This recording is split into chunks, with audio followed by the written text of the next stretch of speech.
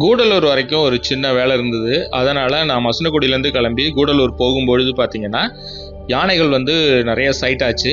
யானைகள் மட்டும் இல்லாமல் இந்தியன் காரும் வந்து நிறைய நமக்கு பார்க்கக்கூடிய வாய்ப்பு இருந்தது. பொதுவாக இந்த மார்னிங் அண்ட் ஈவினிங் டயத்தில் முதுமலை மசனகுடி ஏரியாவில் நிறைய இந்தியன் கார்ஸ் வந்து நம்மளால் பார்க்க முடியும். பர்டிகுலராக பார்த்தீங்கன்னா, நீங்கள் இந்த தொரப்பள்ளி ரோட்லேயும் சரி, மசனகுடி கேட்டுகிட்டையும் சரி நிறைய கார்ஸ் வந்து பார்க்க முடியும்.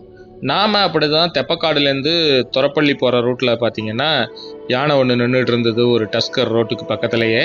பொதுவாக முதுமலையில் நம்மளால் ஈவினிங்கில் இந்த மாதிரி ஒரு ரவுண்ட் போகும்பொழுது கண்டிப்பாக யானைகளை வந்து எங்கேயாவது ஒரு இடத்துல நமக்கு பார்க்கக்கூடிய வாய்ப்பு இருக்கும்.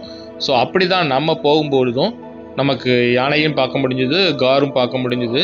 நாம் நேராக பொக்காபுரம் வரைக்கும் போவோம் அப்படின்னு சொல்லிட்டு போனேன். போகும்பொழுது பார்த்தீங்கன்னா, ஒரு ஜீப்பு முன்னாடியே நிறுத்தியிருந்தாங்க. எதுக்காக ஜீப் நிறுத்திருக்காங்கன்னு பார்த்தா, ஒரு டேர்னிங்கில் வந்து ஒரு டஸ்கர் நின்றுட்டு இருந்தது. அது அந்த சைட் போகிற வண்டி எல்லாத்தையும் துரத்திட்டு இருக்கிற மாதிரி சொன்னாங்க. அதனால தான் பயந்துட்டு அந்த ஜீப் மட்டும் இல்லை, நிறையா வெஹிக்கிள்ஸ் வந்து அங்கேயே நிறுத்தியிருந்தாங்க. நாமளும் அதுக்கப்புறம் அங்கேருந்து கிளம்பி ரூமுக்கு வந்துட்டோம். இந்த காணொலியோட முழு வீடியோ தொகுப்பு ஜாலி ட்ரிப் யூடியூப் சேனல்லையும் கீழே ரிலேட்டட் வீடியோலையும் கொடுத்துருக்கேன். அங்கே போய் நீங்கள் செக் பண்ணி அதையும் நீங்கள் பார்க்கலாம்.